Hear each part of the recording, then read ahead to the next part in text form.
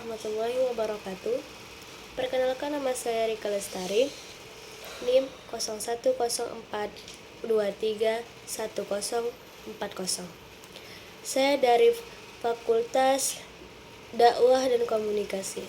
Jurusan saya manajemen dakwah dari kelas MDB semester 1. Di dalam video ini saya ingin menjelaskan tentang terminologi hadis. 1. Hadis. Kata al-hadis bentuk jamak secara etimologi merupakan isim masdar dari kata hadatsa yahditsu hadatsan, yang berarti komunikasi, cerita, percakapan, baik dalam konteks agama maupun duniawi, atau dalam konteks sejarah atau peristiwa dan kejadian aktual. Penggunaan kata hadis ditinjau dari sudut kebahasaan tersebut juga dapat ditemukan dalam Al-Quran. Disebut sebanyak 28 kali, dalam rincian 23 dalam bentuk mufrad dan 5 dalam bentuk jamak. Menurut Az-Zami, penggunaan kata hadis dari sudut kebahasaan dalam Al-Quran ini diantara lain: 1. Komunikasi religius, pesan atau Al-Quran. 2.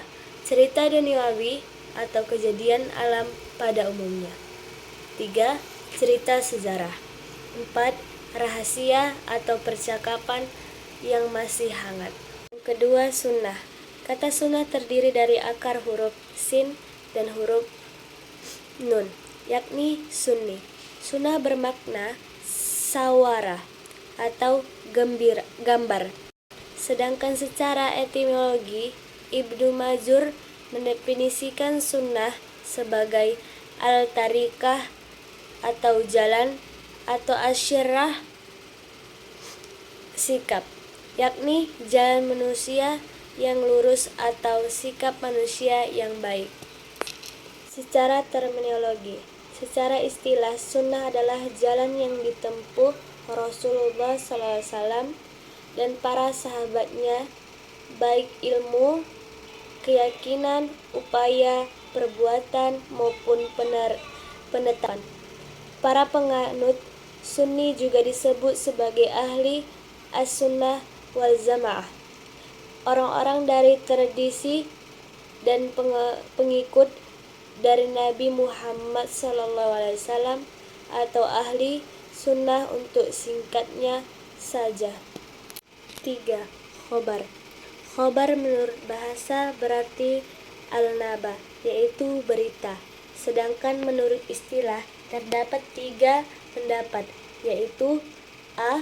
Khobar adalah sinonim dari hadis, yaitu sesuatu yang disandarkan kepada Nabi SAW dari segi perkataan, perbuatan, takdir, dan sifat. B. Khobar dengan hadis. Hadis adalah sesuatu yang berasal dari Nabi atas dasar dengan muhaddisin, sedangkan mereka yang berkecimpung dalam kegiatan sejarah dan sejenisnya dengan disebut akhbar. Secara etimologi, khobar menurut etimologi ialah berita yang disampaikan dari seseorang. Jamaknya adalah akhbar. Orang banyak menyampaikan, khobar dinamai khobar. Khobar digunakan untuk segala sesuatu yang diterima dari yang selain Nabi SAW. 4. Atsar. Segala sesuatu yang disandarkan pada sahabat atau tabi'in. Atsar adalah bentuk jamak dari unsur yang kerap digunakan para fuqaha untuk perkataan dari ulama salaf, tabi'in, sahabat, dan lainnya. Istilah ini juga digunakan untuk doa yang diambil dari perkataan Nabi. kemudian disebut sebagai doa mansur. Simpulan, sebagian ulama mengatakan bahwa hadis, sunnah, khobar, dan aksar maknanya yaitu semua yang disandarkan kepada Nabi Shallallahu Alaihi Wasallam berupa perkataan, perbuatan, persetujuan atas sifat, sehingga boleh saja seseorang menyebut hadis dengan istilah khobar atau atsar. Kedudukan dan fungsi hadis. Kedudukan hadis sebagai bayani atau menjalankan fungsi yang menjelaskan hukum Al-Quran.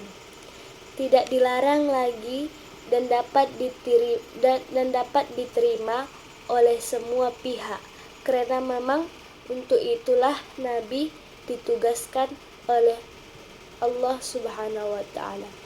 Cukup sekian dan terima kasih dari presentasi saya. Kurang dan lebihnya saya mohon maaf. Wabillahi taufiq wal hidayah. Wassalamualaikum warahmatullahi wabarakatuh.